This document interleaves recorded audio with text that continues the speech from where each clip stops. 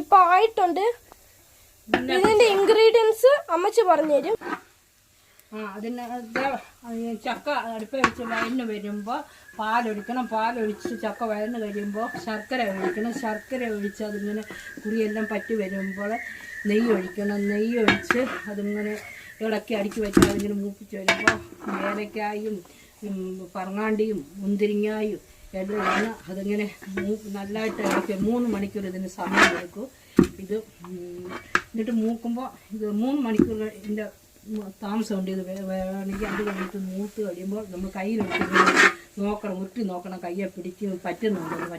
പറ്റുന്നില്ലെങ്കിൽ മൂത്ത് അത് പാത്രത്തിൽ കൂടെ അത് ഇളക്കുമ്പോൾ അത് ഓടണം. ആ പരിവാകുമ്പോൾ മൂക്ക് അത് കഴിഞ്ഞ് വാങ്ങി വെച്ച് പാത്രത്തിൽ കോരി വെച്ച് പാത്രം സ്പൂണും കൊണ്ട് നല്ലതായിട്ട് അമക്കി നിരത്തി വെച്ച് ആറും തണുക്കുമ്പോൾ അത് എടുത്ത് മുറിക്കണം.